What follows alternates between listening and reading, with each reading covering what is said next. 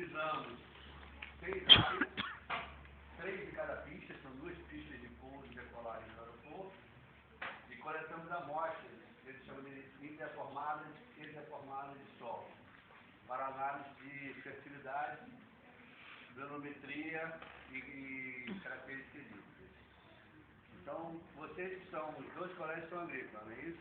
Estão mostrando agrícola. Eu quase que eu inverti o slide ali, para a gente mostrar primeiro a consequência e depois eu discutir o problema. Mas aí vamos seguir nessa sequência que está. Então, o que acontece? Quando nós fizemos os resultados dos trabalhos, nós pegamos essas áreas, né? São áreas aqui em torno, e aqui é a cabeceira 28, e aqui é 30, né?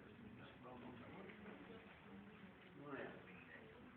Então, eram 6 áreas. E aí a gente vê esse vazio, e isso é como cartão de visita das pessoas que vêm pousando ou decolando no aeroporto, é uma imagem negativa para o galeão. Então, eles têm um termo de aviso de conduta, e dentro do procedimento teria que revelar essas áreas.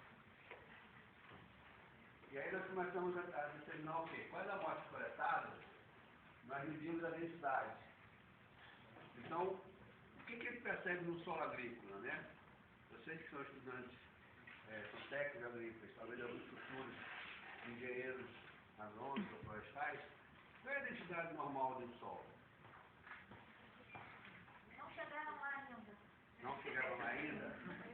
Mas assim, os solos naturalmente têm uma densidade de 1.1, 1.2, esse latossolos, o Maurício mostrou ali na cava, a densidade dele é em torno de 1.1. E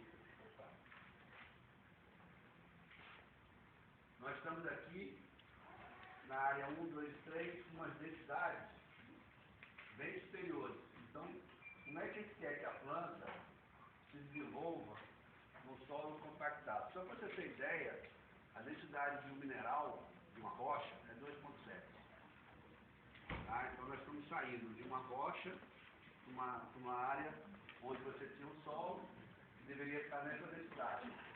Se eu voltar um pouquinho a imagem, eu vou ver que as áreas, as 3 primeiras áreas, elas estão um pouquinho melhores do que as últimas. E isso se reflete nas densidades. Como é que estava a porosidade do solo? Onde é que a planta cresce as raízes? Ela cresce em função dos poros. Se a porosidade, se eu não tiver poros, a planta não consegue crescer as raízes e por isso tirar o que do solo? Nutrientes. Então, se ela não tem essa necessidade de ocupação de espaço, ela não vai conseguir, mesmo que, no caso ali, uma das consequências que do trabalho de colocar para de grama naquela área, foi a primeira possibilitar uma condição de umidade e de permanência da semente. E depois ela tem que se estabelecer. Então, as áreas mais degradadas, elas têm baixa porosidade. E as áreas menos degradadas, onde a vegetação do aeroporto estava melhor, áreas de grama, eram as áreas que tinham uma porosidade maior. Se eu tenho uma porosidade maior, eu tenho menor densidade, maior aeração e maior fluxo de água.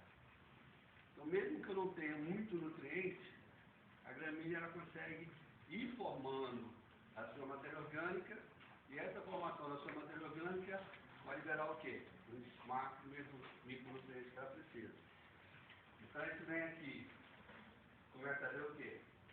A água. Então, nas áreas compactadas, onde a minha densidade está em torno de 1.6, 1.7, eu não tenho infiltração de água. Então, a água bate na superfície do solo e faz o quê? Ela escorre.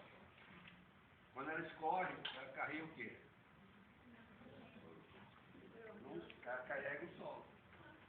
Tem um nutriente dentro. Então, eu vou retirando o meu pequeno substrato do solo naturalmente nessas áreas de aeroporto. É raro você ter 10 centímetros de solo para essas plantas sobreviverem, quando eles fazem a área de escape, né? De 5 a 10 centímetros. Então, se eu perder 1 centímetro de solo, estou perdendo já 10% de todo o meu volume de solo que pode ser explorado pelas raízes. Tá? Então, eu tenho essas áreas compactadas, onde elas não infiltram, e onde eu tenho as áreas um pouquinho melhores, uma pastagem, eu já tenho uma infiltração maior. Né? Tá. E aí o que acontece? pH e alumínio. Indo para a parte química, a fertilidade do solo, a gente tem um pH e o alumínio. O pH do solo bom para a estrutura está na faixa de quê? 6,5 até 7. Melhor até 6,5. E o alumínio? Onde o alumínio começa a ser forte? A partir de que concentração? Alumínio não. A partir de 0,3. Ah, então ele é muito tóxico. Eu começo a ter um alumínio já prejudicando as plantas. Então, aqui, no pH, nas áreas um pouquinho melhores, eu já estou com pH na faixa de 5. E o alumínio praticamente 0.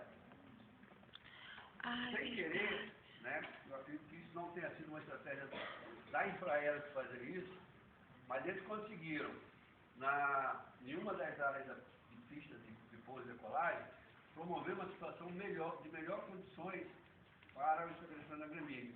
E na outra, que foi a área que foi mais usada para fazer o aterro, eles não recuperaram essa fertilidade e essa condição. Então as plantas não estabeleceram.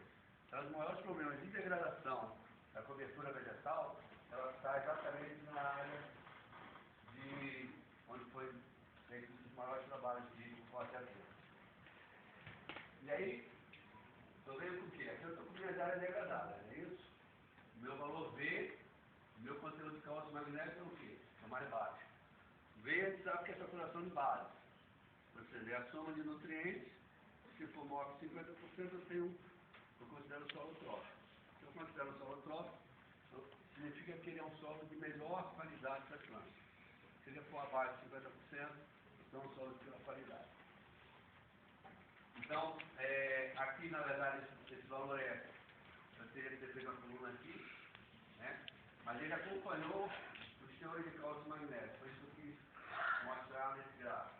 Então, quanto mais calcário foi aplicado, não sei se o Fred estava nessa época, ele já acompanhou e tem essa informação, mas os teores de cálcio e magnésio nas áreas melhores, deve ter mais. Era maior. Então ele tinha um pH melhor, ele tinha uma densidade menor, ele tinha uma fertilidade maior. Então a grama se estabeleceu. E aí ela consegue, por conta da própria reciclagem que ela vai gerar, que ela briga com os cortes de aterro, dos cortes da parada de grama, né? Ela está constantemente, porque ela tem um sistema de corte, a cada mais ou menos 30 dias, né? No verão cai para 20 dias, no inverno cai para 35, mas uma média a cada 30 dias, a roçadeira passa e abaixa o capim. Abaixa por quê? Ele já explicou. Eu tenho as águas. Então eu tenho que criar uma condição não amigável ao aparecimento de roedores e pequenos animais, para que as aves não venham. Então eu estou fazendo o que com o meu solo? Estou fazendo extrativismo. Eu passo lá a roçadeira, formo aqueles fardos que são tirados, né? E eu estou constantemente tirando a parte vegetal que está fixando carbono, está girando carboidratos, né? que é a massa verde, e estou tirando isso do solo. Então, eu estou constantemente empobrecendo esse solo.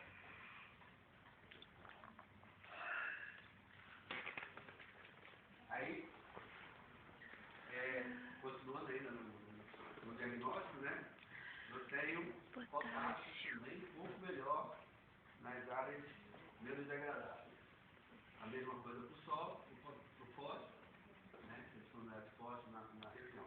Então, todos os fatores, em termos físicos e químicos, eles eram favoráveis a uma das pistas e desfavoráveis à outra pista. E aí a degradação ocorreu.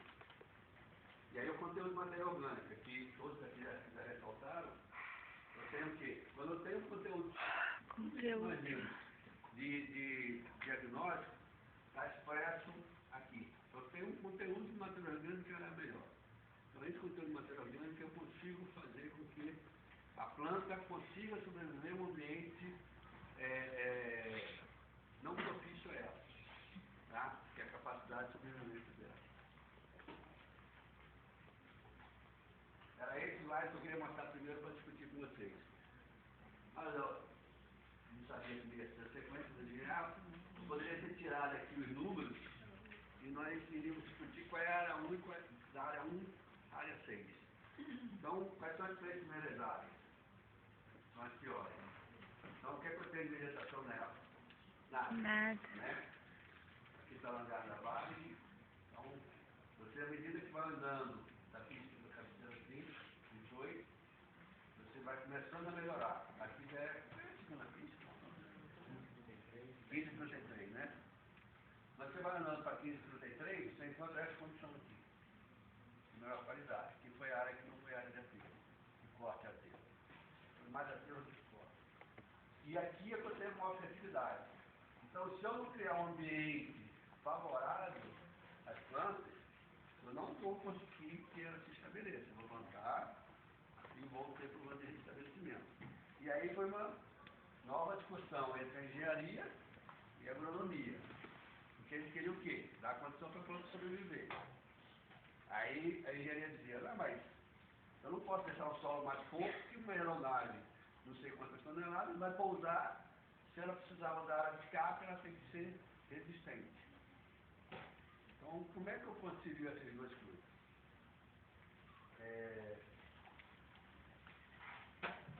Primeiro, vai ser a segunda parte do trabalho, né? Nas conclusões nós chegamos no diagnóstico, que é sempre bom a gente ter essa ideia. Antes de você pensar em fazer uma ação, a gente tem que conhecer o problema. Senão a gente vai me impedir. Tá? Nós somos técnicos. Vamos discutir um técnico. Vamos ter a responsabilidade financeira operacional do empreendimento. Então, se nós não tivermos as informações necessárias para discutirmos e dar o nosso suporte, a gente está no impedido. Não é para isso que a escola não está formando para isso. A escola está formando para que a gente pense cada ação que a gente vai fazer. Então, o que é que eu vi? O que é que era o seu diagnóstico? Que a gente precisava de compactar os solos, nas áreas 1, 2 e 3. Precisava corrigir pH e alumínio através do cálcio e magnésio, de calcário. Precisava fazer, né, uma adubação NPK e manutenção. Alguma coisa tem que ficar no centro. Tá? Então, eu preciso reavaliar o manejo das coberturas vegetais pistas. Foi o que eu falei antes. Eu estou fazendo extrativismo. Minha gramínea começa a crescer, chega a 20, 30 centímetros, minha roçadeira, deixo ela por 5 centímetros. Eu tiro toda aquela massa, que é a massa que foi usada nas outras áreas, para fazer isso.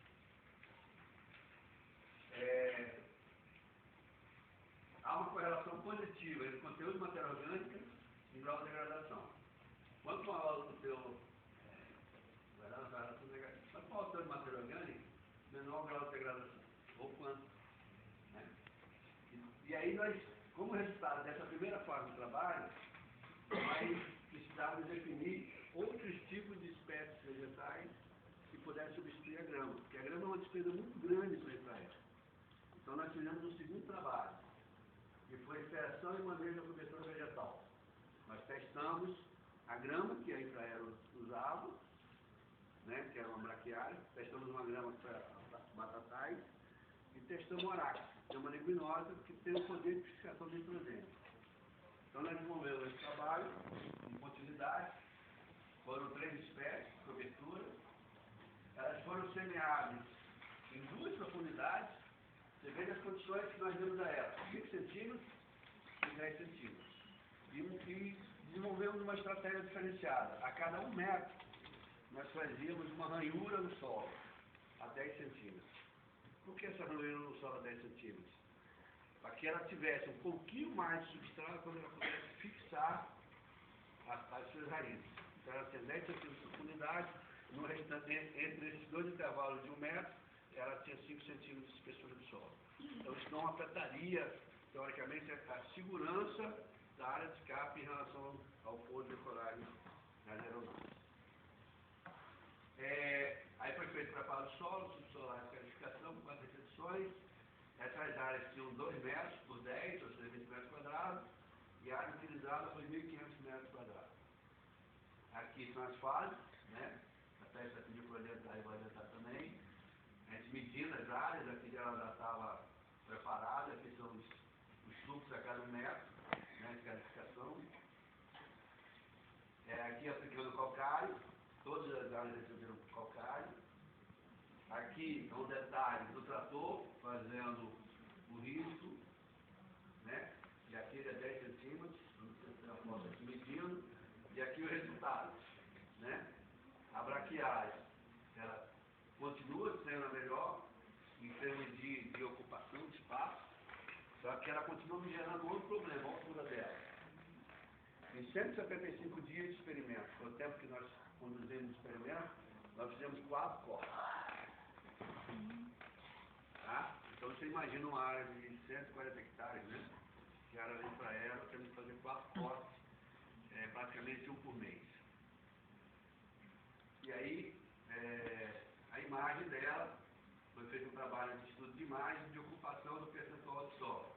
Eu não tenho esvazio entre solos, eu não apareço. Isso aqui já é matéria orgânica, esse marronzinho aqui, já é matéria orgânica da decomposição da folhagem da braquiária. Aí aqui eu tenho o arax. O arax também deu uma boa ocupação, né? Com alguns vazios, mas deu uma boa ocupação. E também formou o seu substrato, ela gera muita matéria orgânica. Qual foi a vantagem do arax nesse experimento? Em 175 dias, quantos cortes nós fizemos? Alguém tem ideia? Nenhum corte. Tá? Então, assim, eu não sei quanto a questão da biforma, que a gente não estudou, mas em termos de operação, ela é muito mais econômica do que botar a braquiária.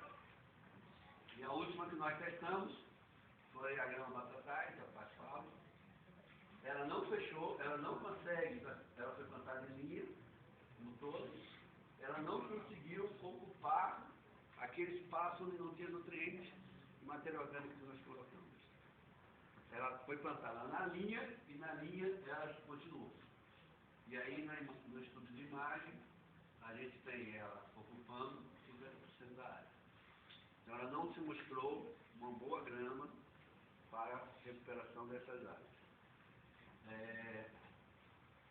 Bem, aí é o resumo do que nós fazemos no experimento, né? Que a braquiária e o arax fizeram a melhor cobertura do solo. A grama batatais não apresentou essa boa cobertura. A braquiária produziu uma maior para de grama, não era o interesse, né? Esse é o problema. E o arax pintório não necessitou em nenhum momento de derrotar. Aí a equipe